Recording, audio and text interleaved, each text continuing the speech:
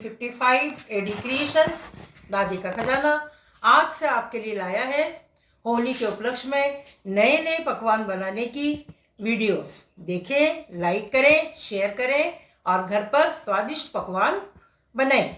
आप भी खाएं और अपने मित्रों को भी खिलाएं।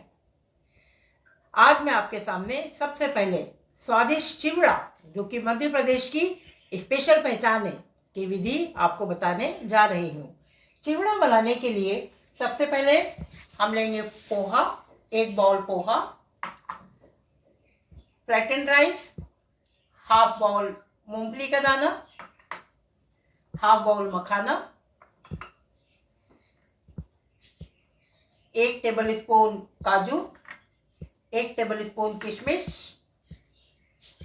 सूखे नारियल का चौथाई टुकड़ा बारीक कटा हुआ, 10-15 मीठे नीम की पत्तियां, 2 हरी मिर्ची बारीक कटी हुई, 1/4 चम्मच काला नमक, 1/4 चम्मच सादा नमक, 1/4 चम्मच हल्दी, 1 चुटकी मीन्स 2 पिंच सिट्रिक एसिड और टाटरी ड्राई एंड 2 टीस्पून बारीक पिसा हुआ शुगर पाउडर। चलिए अब हम इसको शुरू करते हैं। सबसे पहले फ्राई पैन ऑन किया, इस पे मैंने थोड़ा सा घी मिलाया, घी मिला के इसको शैलो फ्राई किया। बहुत हल्का सा शैलो फ्राई करिए।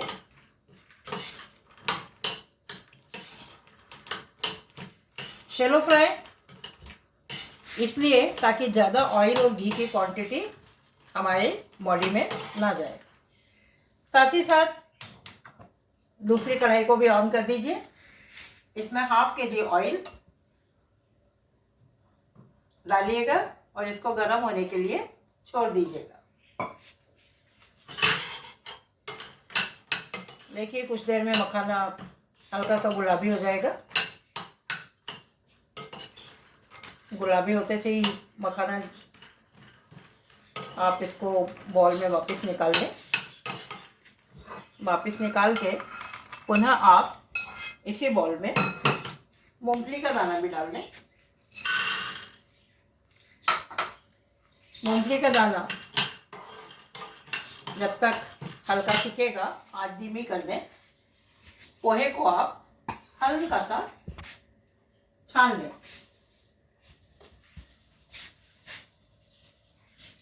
जिससे पोहे में होने वाला पाउडर या किसी और अन्य प्रकार की अशुद्धि साफ हो जाएगी।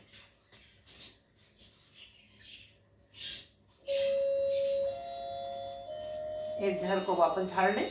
ये हमारा पोहे तलने का झर है, इसके द्वारा हम पोहे तलेंगे। देखिए मूंगफली अभी नहीं हुआ है।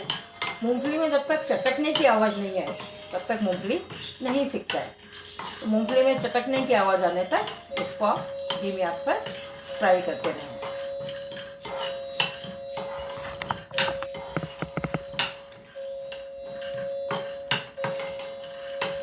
आप चाहें और जब आधी फ्राई होने के बाद में इसमें काजू भी हल्के से सेक सकते हैं।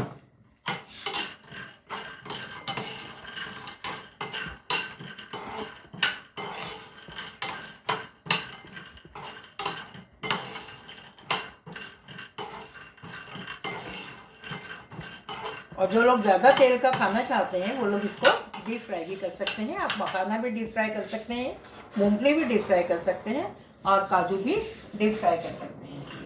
अब देखिए तेल गरम होना शुरू हो गया है, थोड़ा सा और गरम होने दीजिएगा। हम इसमें झड़ डालेंगे। झड़ डाल के सबसे पहले हम इसके अंदर मीठे नीम के पत्ते फ्राई करेंगे।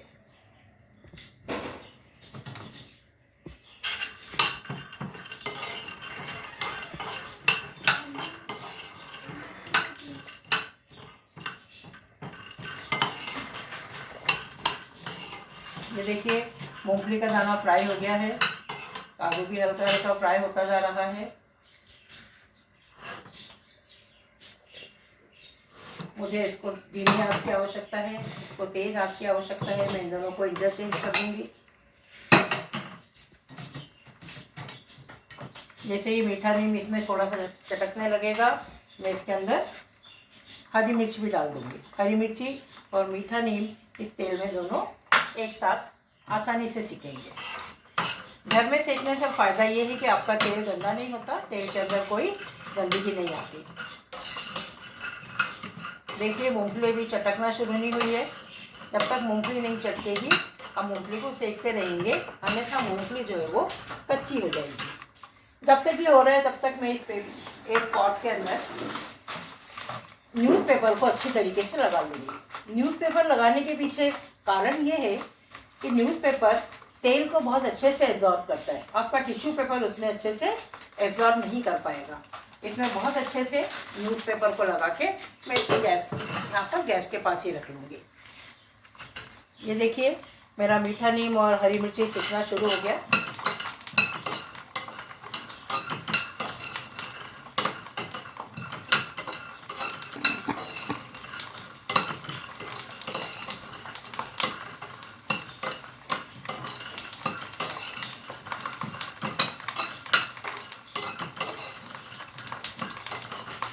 देखिए मूंगफली भी चटकने लगी, काजू भी गुलाबी से होने लगे।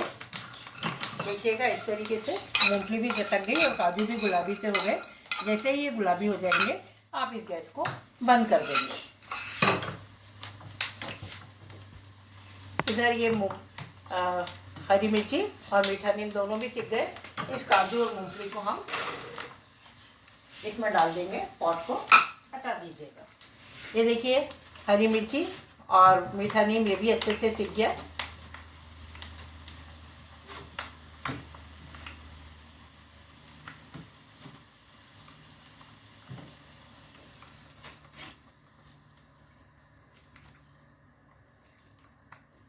इसको अच्छे से सीखने के बाद इस पॉट में हरी मिर्ची और मीठा नीम भी डाल दूंगी। वापिस इस झर को इसमें रखा। ये देखिए थोड़ा सा पोहा, बहुत थोड़ी सी क्वांटिटी लीजिए ताकि पोहा अच्छे से फूल जाए। आप इसमें डालिए। पोहा जब तक ऊपर अच्छी तरीके से फूल के ना आ जाए तब तक इसको नहीं निकालेंगे।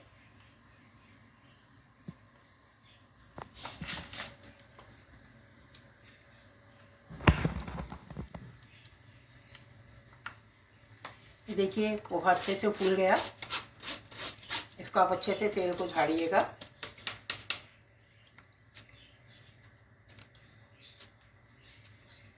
पूरी तरीके से तेल झड़ जाने के बाद इस पोहे को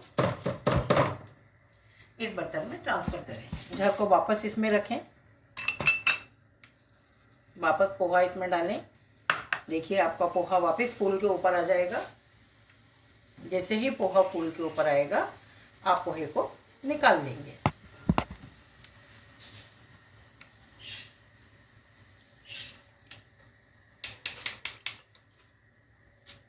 देखिए फिर झाड़ें। बिना किसी डर के आप पोहे को अच्छे तरीके से झाड़ के सारे तेल को निकाल दें और पेपर में ट्रांसफ़र करते जाएं।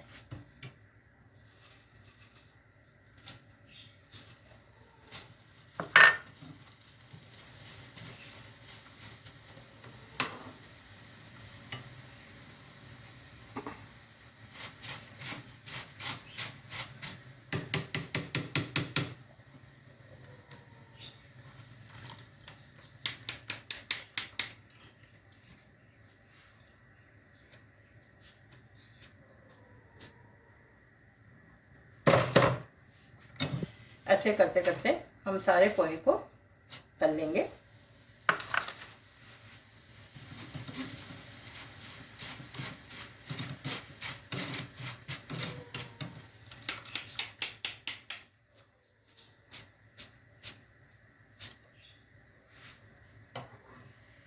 यदि पोहा गिर जाए तो घबराने की बात नहीं, आप इस पोहे को चमचे से आराम से झर में निकाल सकते हैं।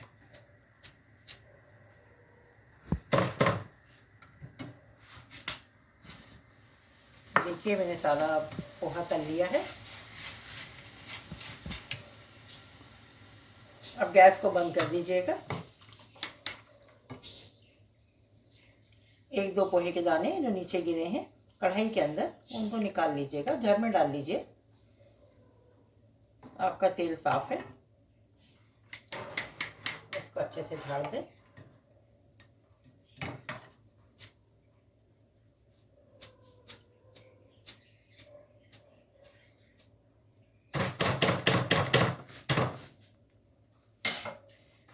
ये देखिए, अब इस पोहे में किशमिश डालें, नारियल डालें और जो मखाना हमने फ्राई किया था वो मखाना डाल दें। इसके बाद में इसमें काला नमक, सादा नमक, हल्दी, चीनी और टार्ट्रिक एसिड का जो पाउडर हमने बनाया था वो सारे मसाले इसमें डाल देंगे। मसाले डालने के बाद में इसको अच्छी तरीके से चला दें।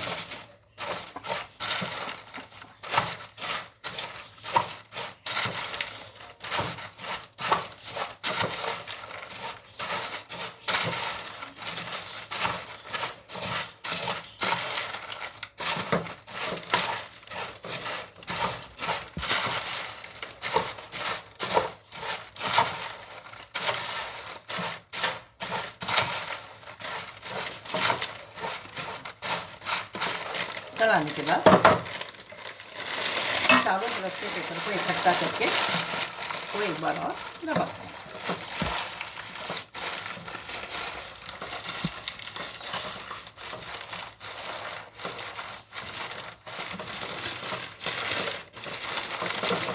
अब आप इसे किसी भी बर्तन में बाहर निकाल सकते हैं, किसी भी पॉट में निकाल सकते हैं। निकालने के बाद में देखिए आपका स्वादिष्ट चिवड़ा तैयार है। इसको आप आराम से चाय के साथ, कॉफ़ी के साथ, किसी के साथ भी सर्व कर सकते हैं। बनाइए, लाइक कीजिए, शेयर कीजिए और खाइए। देखिए, इस चिवड़े में आपको कहीं से भी तेल का कोई अंश नज़र नहीं आ रहा। ये चिवड़ा अत्यंत आकर्षक और अत्यंत स्वादिष्ट होता है। धन्यवाद।